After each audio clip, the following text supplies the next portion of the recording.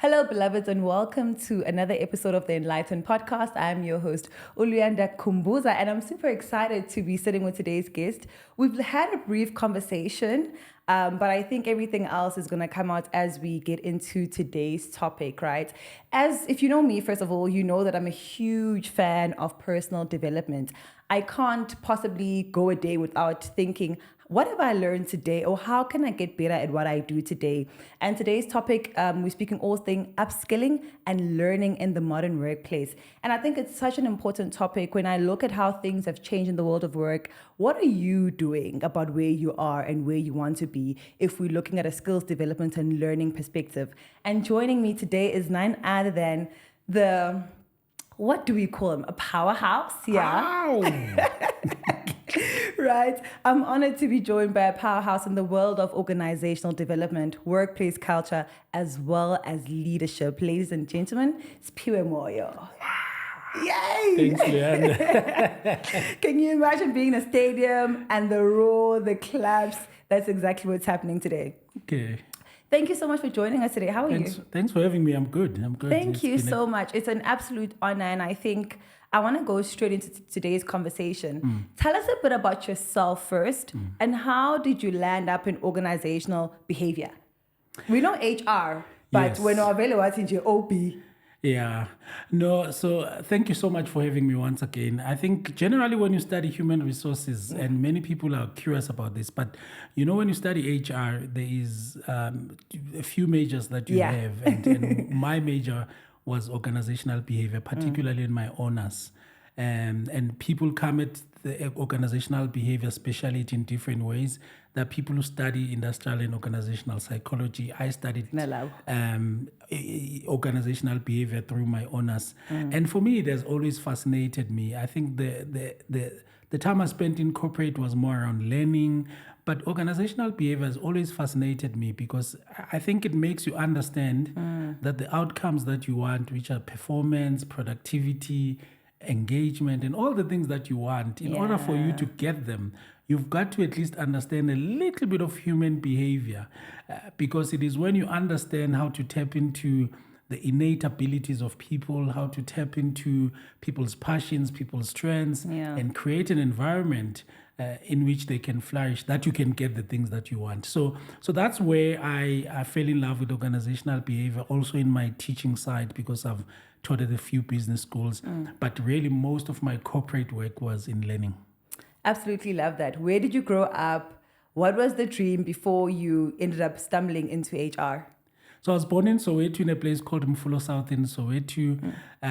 Spent some time in Mfulo South in Soweto. So it was a crazy, noisy, loud, exciting place. Sounds like your personality. Yeah, it does.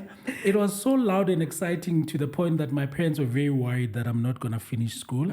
And because of that, so I then moved into Orange Farm. And I really think they helped me because, so when I moved into Orange Farm in my teens, I obviously knew no one in Orange Farm. I didn't have friends. I didn't have this huge social life, which meant I then gravitated to my books and I started doing better. So I always talk about my growing up in Orange Farm, but people in Soweto, they always say, they claim your success. Stop talking about Orange Farm too much. And it's true. So I was born in Soweto, grew up in Orange Farm mainly. And yeah, I'm a Kasi guy. Yeah. So today's episode, I want us to really explore why upskilling is no longer optional, because I think a few years ago, it was something that was very much optional. But I want us to speak about how professionals can sort of get ahead in their careers, how companies can foster a culture of continuous learning. And plus, I want to speak about the OBI Conference that's coming up. So let's get straight into it. Sure. Why do you think continuous upskilling is more important now than it ever was? I think you said it in your intro, because the world is changing. The world is continuously changing. Sure. You know, I tell people all the time that if there's something changing in your profession, in your work, you must not get to the point where you're saying, okay, maybe let's accommodate this change so that things will get back to normal. There is no normal. Things are changing so much. And the best thing you can ever do as a person is to really develop adaptability skills. It's really, really critical to develop that adaptability muscle because the world of work changes so much. There was a time we used to say the world of work is coming. Yeah. Now it's really not It's coming. here. It is here. AI is here. So you have to be really obsessed about upskilling and reskilling because if you think about your profession or you think about where you work, sometimes you can be one innovation away from being redundant, right? They can change one thing and suddenly your profession that you've always been passionate about, and suddenly that skill is not needed. I think about it this way.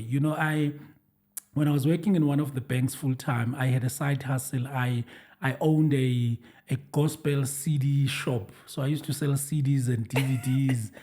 And so, Wait, what was that one? The retailer that used to wear Sasarisha Kona, I'm a DVD.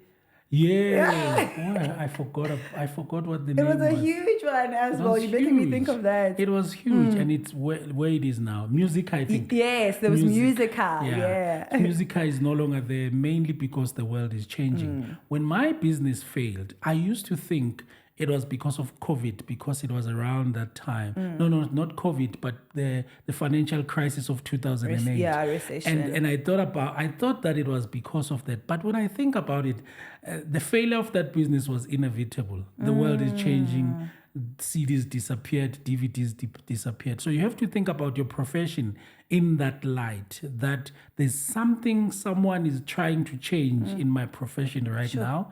There's something someone is trying to change in my company right now. And what I need to do, I have to firstly realize that my career is in my hands, right? And it's so important. That idea of self-determination, that idea of owning the responsibility for my career. So I have to think about the inevitable changes in my career and find ways to adapt way before they happen. But I think many people never really take the time to think about their careers. People who study adaptability, they always talk about what they call the 4 C's of adaptability. I think this is the work of, who's that guy? I'll remember it. He's also the same guy who studied the career construction theory. So he talks about the 4 C's. He says employees who are adaptable, number one, the first C is control. They have a sense of control and a sense of ownership, that no one will ever be more interested in my career than I am. So you have to obsess about taking ownership of your career. The second one, the second C is something called concern. So concern sounds weird, but what it actually means is people who are adaptable, they are concerned about the inevitable changes in their profession. They think 5 years from now, where will this profession be going and how do I adapt in advance? I think the third C is, so it's control, it's concern. I can't even remember, but the idea is if you are thinking about the inevitable changes, if you are thinking about control, if you're thinking about the third C is confidence, I have the confidence that I can adapt. And it's very important. People think confidence is motivational speaker, mambo jumbo stuff, But there is a clear relationship between your confidence in your abilities to adapt and adaptability. So it's very critical. I know that's long-winded, but we'll definitely link it in the description box. We'll definitely link it there so that you can just wrestle with that knowledge. And I think we into the skills gap, and I think one of the biggest skills that currently employees are lacking is that adaptability. Apart from that, what other skills that you've seen that are needed in today's workplace, and how can we start sort of exercising, that muscle? So what people call soft skills. Those are actually the main things that you need, because think about it. AI can calculate. AI can attempt writing. Sometimes it's not as the same, but they can attempt calculation. Automation can take care of repetitive stuff. What it cannot do as good is things like problem solving. It's things like building good relationships. AI, unfortunately, can't look you in the eye and connect with the human being. So all the things that people thought are soft skills, like problem solving, the ability to connect with people, creative, critical thinking, those are the real things that we really need in the workplace right now. And I mean, if you just study, so the World Economic Forum releases this report called the Future of Jobs report. Yes. And all the time, what they do in the Future of Jobs report, obviously they show the jobs that are becoming more popular, and maybe the jobs that are not as popular as they are. But they also focus on the skills.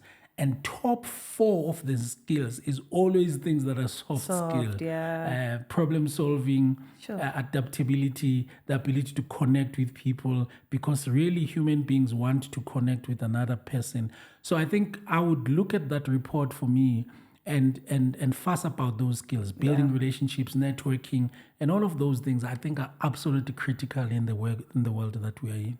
How do you think things like technology, societal factors, as well as just like economic factors impact learning and our ability to be able to upskill in today's world?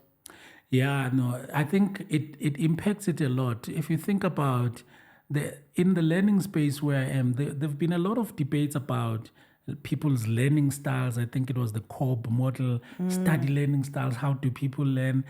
There's a lot of researchers who have now, unfortunately, disproved the issue of learning styles. But what is interesting is that technology is changing how people learn. If you just think about the fact that people are now watching us on a podcast and they're listening to us on the podcast, this is learning. It is informal learning. So there's no one really who has an excuse now that I didn't have a degree. You don't have an excuse. Yeah. You have an incredible platform like this where we're sharing good content. There are other platforms where you can literally make yourself an expert by having that inquisitive mind to go and look for information. So technology has changed the way people think. It has changed our concentration spans. People want to watch, they want bite-sized information. They want what we call just-in-time information. So in other words, I'm struggling with the problem now. Don't tell me about training next week. I want to get it now. So everybody who's designing learning at the moment in corporate or in consultants are thinking about just-in-time learning, are thinking about bite-sized learning, how to give them a shorts on 3 minutes on how to sell, even in big corporates. How do we give them a reel in 5 minutes that can teach them the 7 steps of negotiation? So everybody in learning is affected by these changes in human behavior, but also in technological changes. And those who do not adapt, unfortunately, they're going to become irrelevant. Sure. Are there any mistakes or common mistakes that you've seen that companies sort of make when it comes to implementing these learning and development programs within the world of work? Yeah, I mean, there are a lot of mistakes that I have made. There are a lot of mistakes that companies have made. I think the most apt way of thinking about this is where learning departments are thinking about whether to push or pull learning. And this is very interesting because there was a time where our entire learning and development strategies were, let's push people to the classroom, let's push people to e-learning, let's push people to this. But I think the biggest factor now is how do we find ways, firstly, to cultivate that self-directed learning in a person, make them curious enough, and then give them tools so that it is when they have a need for themselves to say, I need a skill, it's a pull rather than a push. Let's give them platforms for them to be able to access that. And I think the biggest shift in learning has always been that. How do we grapple with that?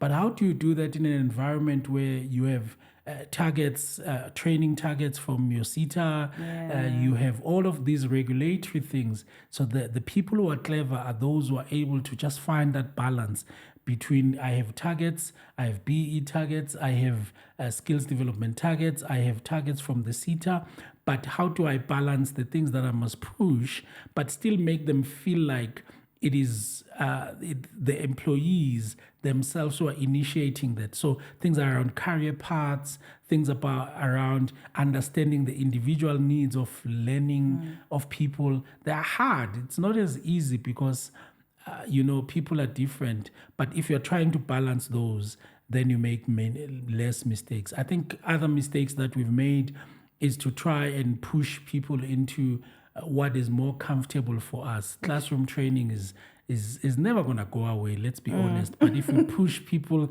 everyone is going to the class, everybody's doing the same thing, it's not going to work. But also, even as we get used to new technologies, I think the mistake that we make is when the technology now becomes the center.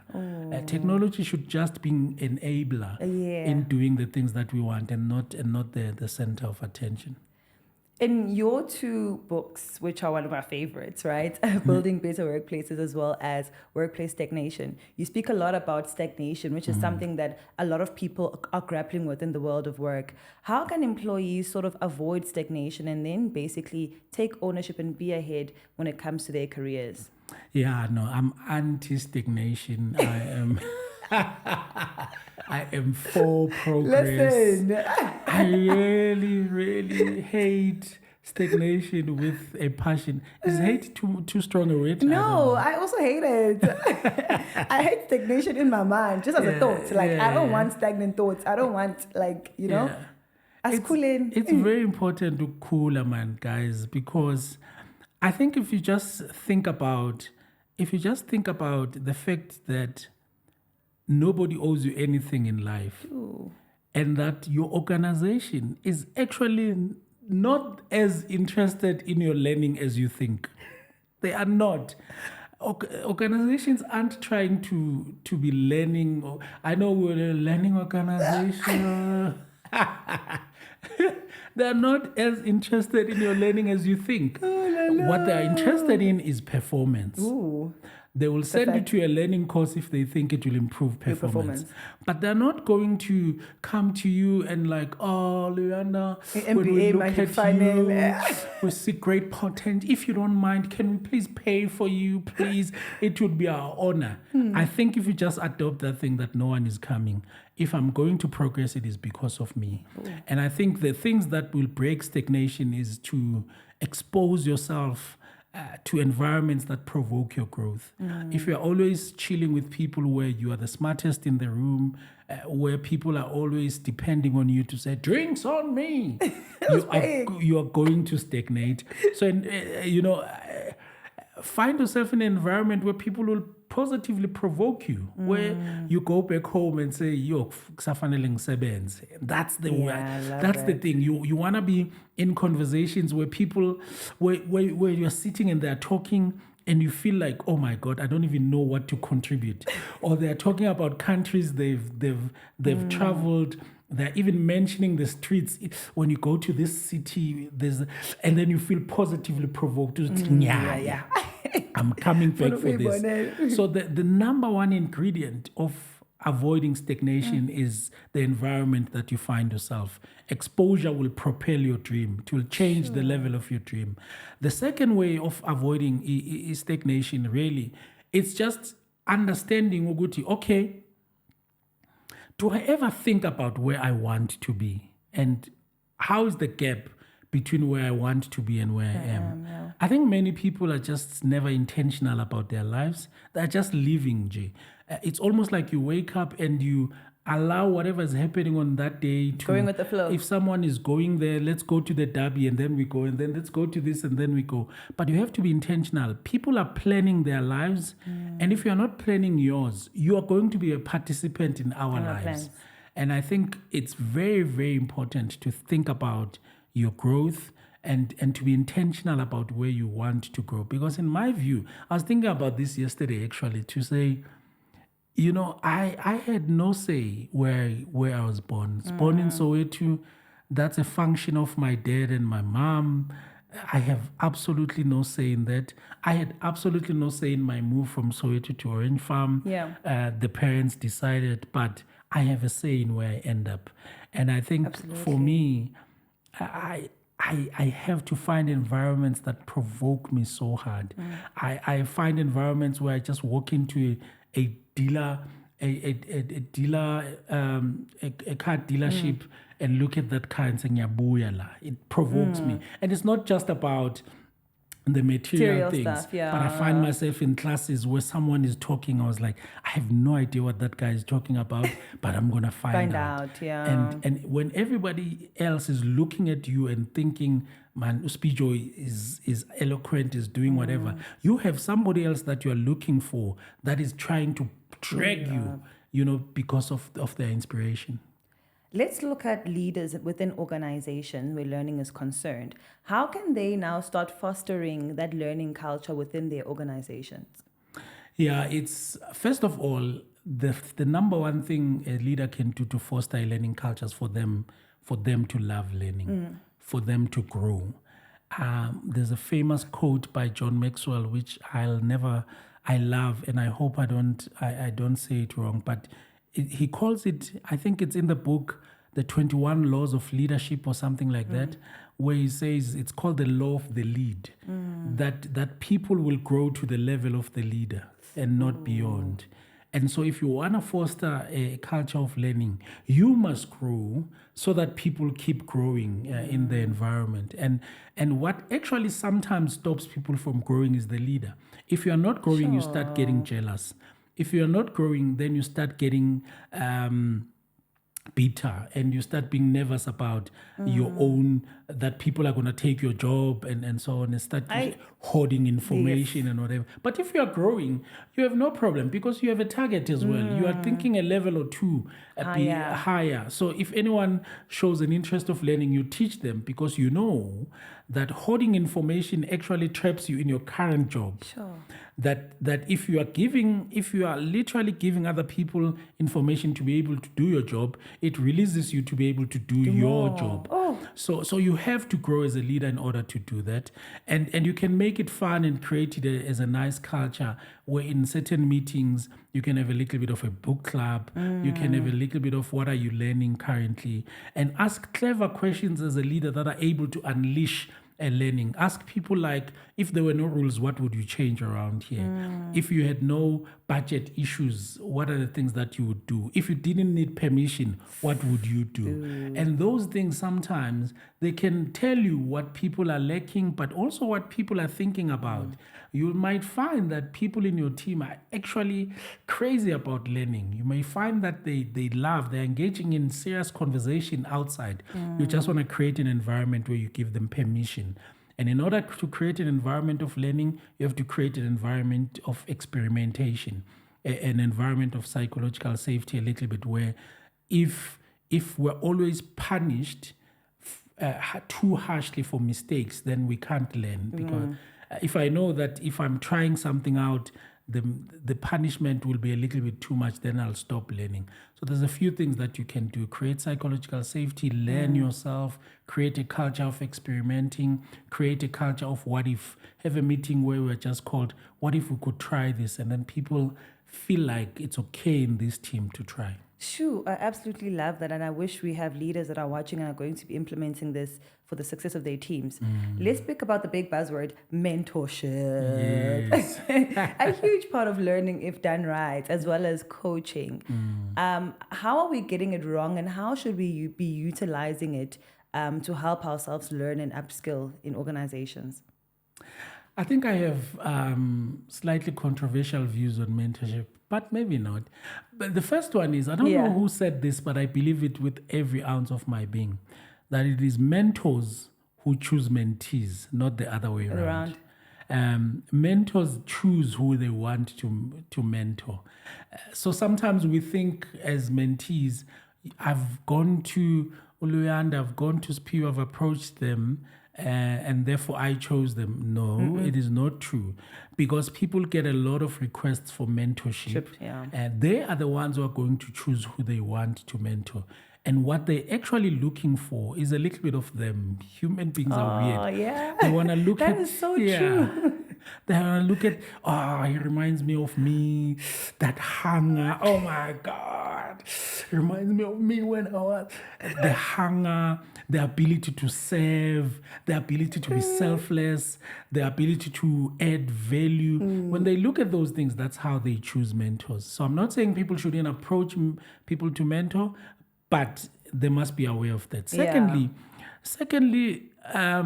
asking particularly very busy people to mentor you is very overwhelming to them because they're really, really busy. Sometimes all you want, if somebody has opened the door that you can ask them a question or two on WhatsApp, they can pick up your call. Don't complicate it by say, will you formally be my mentor? They're already mentoring you.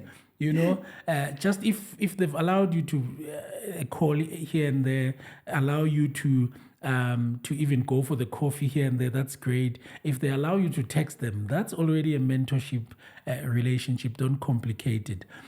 But if they do call you out, if they do agree to that coffee, be clever as well. Pay for the coffee, man. You know, it's the very least you can do. Just be clever, because busy people, even if they have money, they are just watching the attitude, right? So if you've asked me out because you want some mentorship tips, and you never even offer to say, no, Rodman, I asked you, I'm paying for the coffee. There's something that mentor is checking. So it's checking your attitude, is checking whether you're trying to be a sponge or you're trying to be a parasite. Even if eventually they say, I don't worry, I'll get it. But that initiative really helps. So finding mentors who are making mistakes, these elementary mistakes, it's not an opportunity to order that one thing that you've always wanted to have in the menu. Keep it simple. Order a bit of coffee. If they say have a bit of breakfast, be modest. Be modest. Order something small. You are there for information. Right? So you have to be very strategic. And I think we lose mentors as well if we don't understand their boundaries. Yes. Somebody tells you. That's a big one. Somebody tells you, Mina, this is the way you can communicate with me. They're a CEO, they're busy. You keep breaking those boundaries. And then when they stop and they close that door, you go and say, basivalela ngaphandle. You are not being honest about it.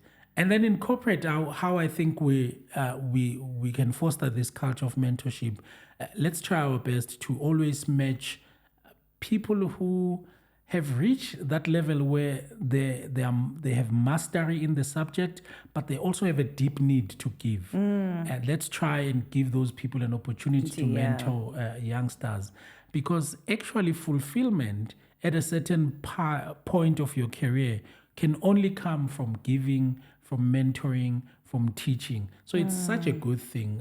Mentoring is very important. I think people who've had mentors, people who've had sponsors, they can tell you how that has contributed to their career progress. True. Before we speak about the conference that's coming up, do you have a case study or example of an organization that has done this learning thing well? There are so many. There are so many organizations. Embraced it, is doing it. It's adapting as times are changing. There are so many organizations that do this learning thing very well in South Africa. If you think about professional bodies, they always have awards. Yes. And fortunately, sometimes I'm part of those awards, and you hear stories of how people have done this learning thing very well. I think the one that has the most profound impact, at least on me, is one where is the organizations that were very intentional about giving the most junior people opportunities. I think for me, it has the most profound impact, because I think it's just way too easy to give someone who already has an honors to send them on an MBA, somebody who already has an MBA to send them on an executive program, or at INSEAD or at Harvard or any of the local business school. It's important, but it's the easy part. I think organizations who still have the heart to take somebody who didn't even finish matric and put them on an adult basic education and training program, and then go with them to the further education and training or what we call TVET, and then help them to get their apprenticeship, and then help them to become an artisan. Eventually, Sure, that person is yeah. a technologist. Oh man, those have a most profound impact on my soul. I think it's not necessarily because maybe their learning approach is the most innovative or their learning approach is the most amazing, but it is the intention for me to go back to the people who need learning the most and try. Sometimes it is them, sometimes the people who reject learning, who want to be paid to learn, who says, are you going to pay us overtime and whatever. Obviously, we need to meet our employers halfway in terms of the intention, the hunger, the intention to, work. But those organizations who've done that, for me, have the most profound impact. Yeah. Lovely. So on the 19th till the 20th of February, you'll be hosting the Building Better Workplaces conference at Radisson Blu. Tell us what we can expect, or what can the attendees expect from this event?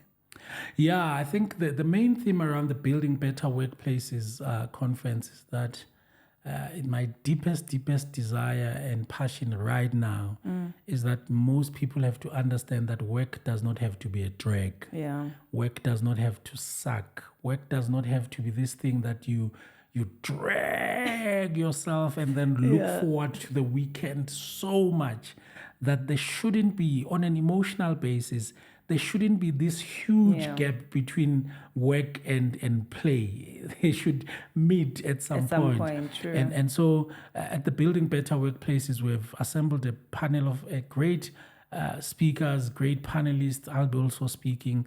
It's mostly leaders, but also HR people and industrial psychologists, your people who are coming. So I wanted these people to be in one room and to talk about how do we create better workplaces where our passions can be ignited, environments where people feel like I'm seen, people feel like I can use my creative abilities in corporate.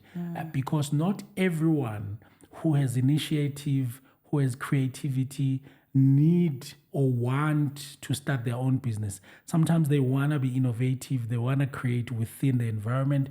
And how do we as leaders, as HR people, and as IO psychologists and so on, create that environment? So who is this event for specifically? I'm targeting senior business leaders, middle management, senior managers, particularly because I want leaders to know how they can use human behavior in the workplace to lead teams. So those are the main targets. And then, of course, the HR professionals, OD consultants are also coming. So anyone really who's interested in creating better workplaces is invited to attend.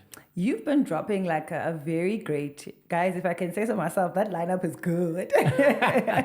What are some of the key themes and topics that will be covered during the conference? So when I think about that program, we're starting with Helen Nicholson, for example, who's going to teach people how to network. The session after that is around the future of work.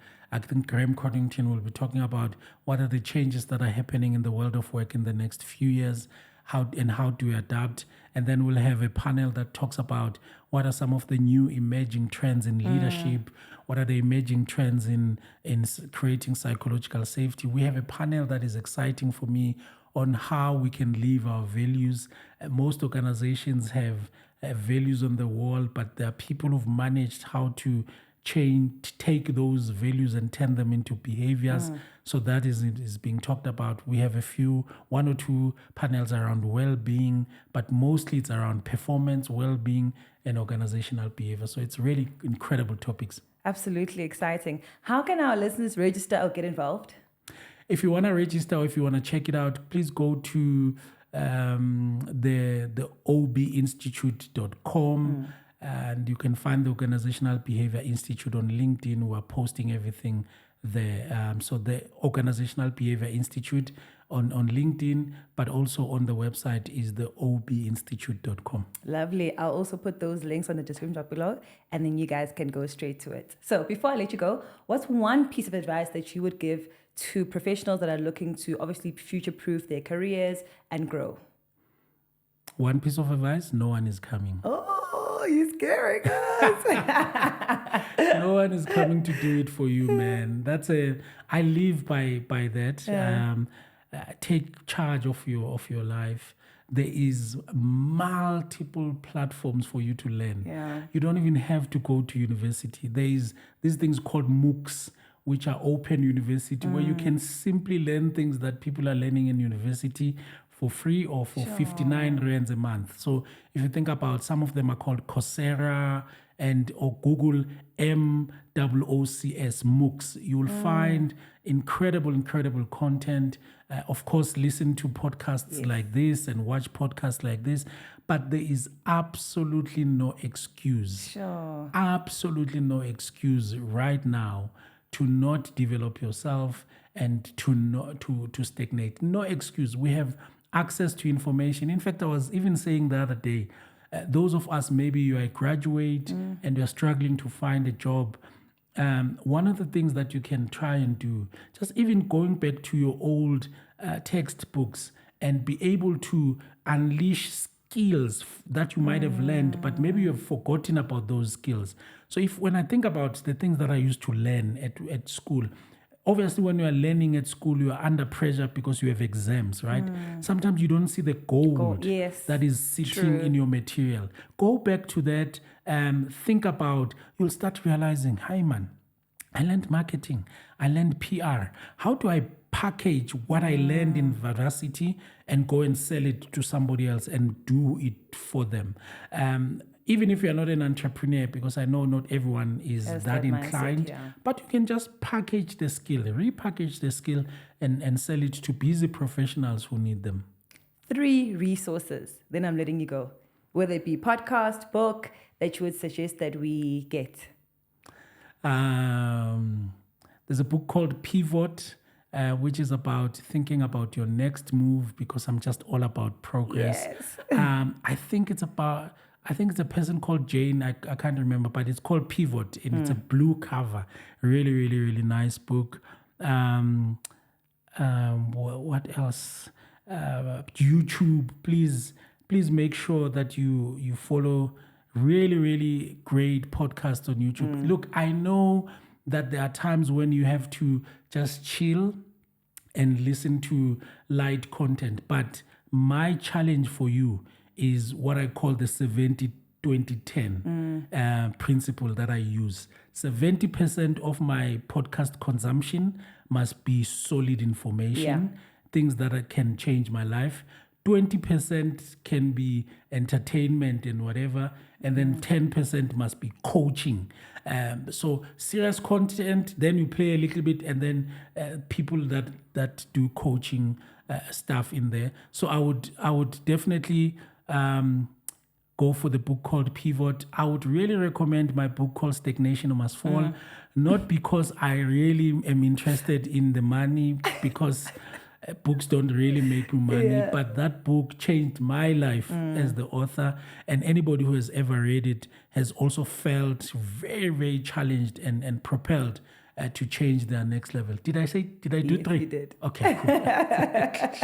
Oh, there you have it. I think we've given you just enough for you to think about and use throughout of this year. Thank you so much for your time. We truly appreciate it. And to you, beloved, till next time. Thanks for having me. Yay!